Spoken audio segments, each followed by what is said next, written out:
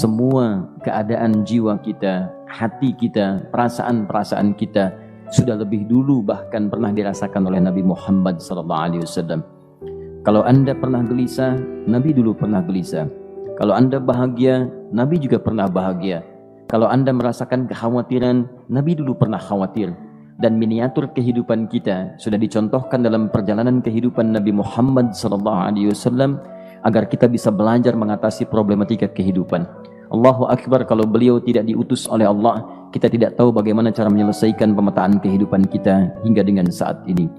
Bahkan satu ketika pernah beliau kemudian dalam masa yang telah panjang berdakwah, qadarullah kemudian ada wahyu yang jeda datangnya tidak seperti biasanya. Biasanya datangnya cepat, berganti hari turun wahyu, ganti pekan turun wahyu. Ini beberapa masa wahyu belum turun. Ada hikmah di balik itu. Teman-teman sekalian, tiba-tiba beliau naik ke atas bukit, wahyu belum turun juga. Pulang ke rumah, belum turun juga. Sampai keadaan itu terlihat oleh kalangan kafir Quraisy dan mereka berkata, lihatlah Muhammad sudah gila. Dituduh gila. Jadi kalau Anda cuma dituduh dengan hal-hal yang ringan, dituduh soleh, kan? Dituduh kemudian orang yang berubah, dituduh semakin beriman dan sebagainya, barangkali itu lebih baik. Nabi dituduh gila, Anda bayangkan. Tuh Muhammad sudah gila. Muhammad sudah ditinggalkan oleh Tuhannya. Muhammad sudah kehilangan pegangannya. Muhammad sudah tidak punya orientasi. Orangnya sudah nggak jelas, bolak-balik tidak karuan. Naik ke atas bukit seakan-akan orang yang frustasi dan seterusnya. Tapi tahukah Anda apa yang terjadi? Setelah berbagai cacian, makian, tuduhan macam-macam diterima oleh Nabi SAW, lantas tibalah masanya Allah menurunkan satu surah, bahkan disandingkan dengan surah yang lainnya. Bersandinglah dua surah ini secara bersamaan turun. Surah ke-93 dan surah ke-94-nya terkait berkelindan, memberikan satu harapan yang sangat panjang. Kata Allah, "Wadduha wal laili idza saja ma wadda'aka rabbuka wa ma qala walal akhiratu khairul laka minal ula walasawfa yu'tika rabbuka fatarda alam yajidka yatiman fa'awa wa wajadaka dhallan fahada ووجدك عائلا فأغنى فأما اليتيم فلا تقهر وأما السائل فلا تنهر وأما بنعمة ربك فحدث." Ya Muhammad, saya bersumpah dengan waktu duha. Kalau kita baca dengan ilmu balaghahnya, itu bukan sekedar sumpah mengilustrasikan waktu duha. Karena di ilmu balaghah itu nanti ada 3 turunan ilmu. Ada disebut ilmu ma'ani, ilmu mencari kata-kata sehingga ungkapannya sesuai untuk disampaikan. Mana kata-kata yang tepat untuk disampaikan dalam konteks yang ingin dibicarakan. Itu ma'ani namanya. Kemudian setelahnya ada ilmu bayan. Bagaimana mengemas kosakata yang bagus ini sehingga bisa disampaikan dengan jelas. Orang tidak bingung menerimanya, paham maksudnya. Kemudian setelah itu kadang-kadang jelas kalimatnya, tapi kedengarannya tidak indah. Woi, rapatkan, woi, apa belum paham juga? Rapatkan saf. Memang jelas, tapi nggak ngenakin. Maka bagaimana caranya disampaikan dengan jelas, tapi hati kita terasa nyaman. Memuji terasanya nyaman diserahkan kepada Allah, tapi ada kebahagiaan. Disampaikan tidak terasa tergurui, diperintahkan serasanya diberikan jalan untuk mendapatkan kebaikan.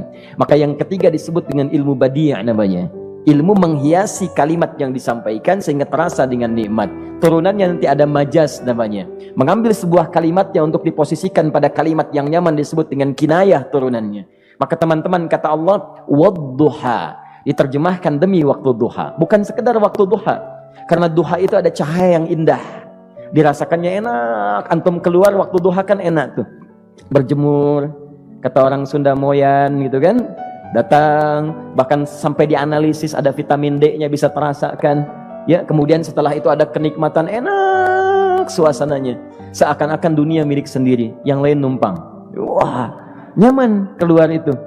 Baik, jadi wadduha itu ingin bersumpah mengilustrasikan waktu kenyamanan yang pernah dilalui. Kalau dalam bahasa tafsir yang luasnya, saya bersumpah Muhammad, demi segala kenikmatan yang pernah engkau rasakan dalam hidupmu, seperti engkau merasakan cahaya duha itu. Engkau pernah senang, saya bersumpah dengan kesenanganmu. Engkau pernah tenang, saya bersumpah dengan ketenanganmu. Engkau pernah nyaman, saya bersumpah dengan kenyamanan yang pernah engkau rasakan. Walaili idza saja. Dan aku pun bersumpah demi gelapnya malam. Demikian terjemahannya. Bukan sekedar gelapnya malam, saja itu sesuatu yang pekat. Ya, ini belakang kelihatan agak gelap nih. Untuk memberikan proyek, kesini aja Pak, saya cuma ngasih contoh ini. Contoh. Saya bukan mengeluh, bukan, ingin memberi contoh. Ya, contoh pada ilustrasi yang mau saya sampaikan. Nggak apa-apa, biarkan saja. Saya mau contoh kasih kata saja. Ya, ini belakang agak gelap untuk memproyeksikan cahaya ke sini. Tapi yang mau saya sampaikan, kalau gelapnya begitu pekat, semua cahaya ini nggak ada. Cahaya nggak ada nih, sama sekali tidak kelihatan. Saya mau tanya pada Anda, beraktivitasnya mudah atau sulit? Mudah nggak menemukan sendal Anda di luar? Belum tentu. Menemukan jalan keluar pun belum tentu mudah. Anda mesti meraba-raba jalan. Anda mesti kemudian melihat sesuatu dengan pandangan mata hati Anda. Raba, dan sebagainya. Sampai menemukan jalan, itu pun belum tentu benar. Itulah yang disebut dengan gelapnya malam saja pekat. Kadang-kadang ada orang yang menghadapi satu kesulitan yang pekat, suasananya siang, cuman karena masalahnya begitu pekat, seakan-akan membuat diri dia gelap. Jalan susah, limbung gitu.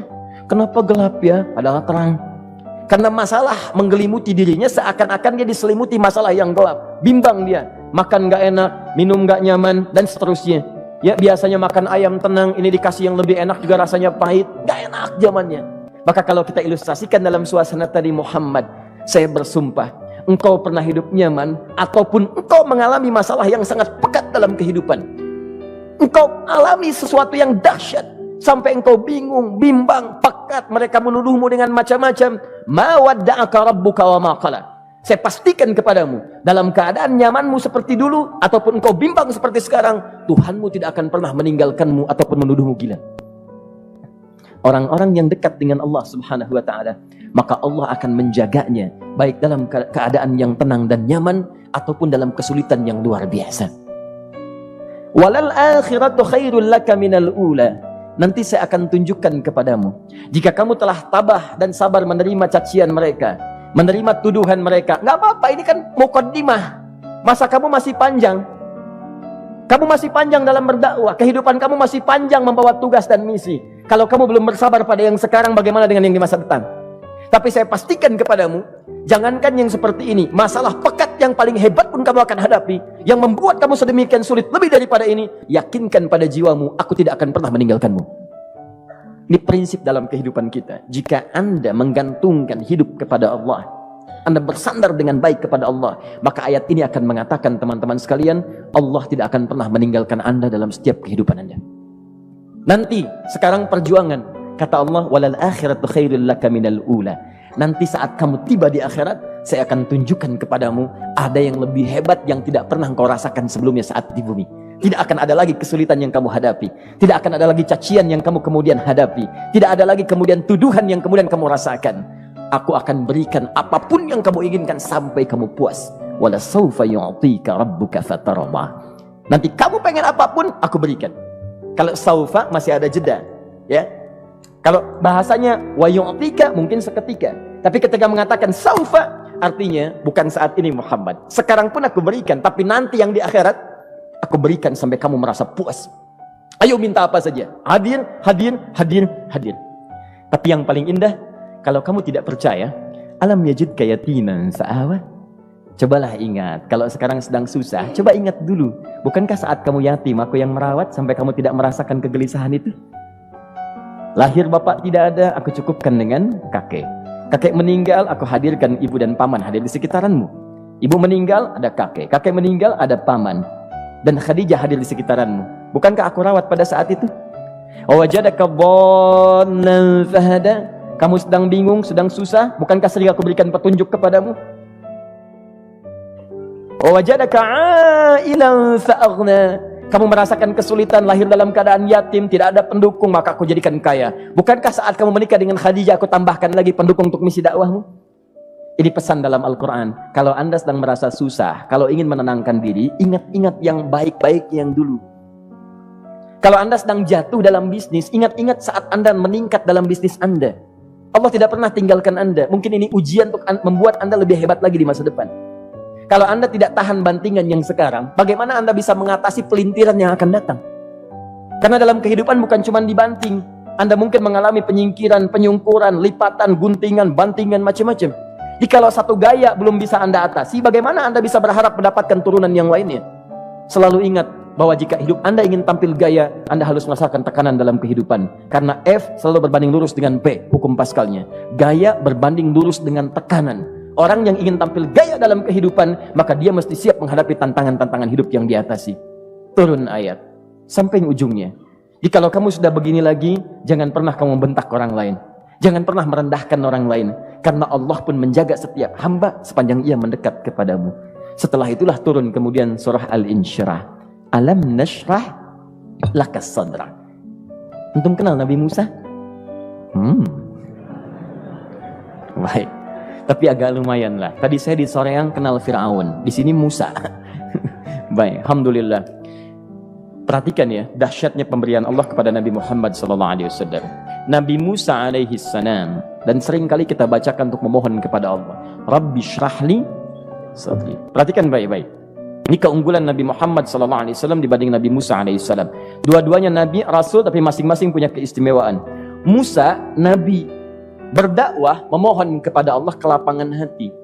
Rabbi syrahli sadri. Ya Allah, tolong lapangkan hatiku nih. Kenapa mesti lapang? Karena pasti Musa merasakan nih. Saya tahu betul karakter Fir'aun. Belum apa-apa sudah memaki. Kalau orang yang hatinya tidak lapang, tidak akan tahan dengan makian, keluarlah kemudian balasan yang tidak digambarkan sebelumnya. Fir'aun itu kasar. Kasarnya bukan sekedar kasar, bahkan saking kasarnya bisa berujung pada eksekusi kematian. Saya contohkan tadi di sore yang ini, saya nggak suka dengan rambutnya nih, kata Fir'aun. Bukan nyuruh-nyukur mas, tolong pisahkan kepala dari badannya. Gitu gayanya tuh, Fir'aun. Ya, bukan nggak ngenakin, susah dengan Fir'aun itu.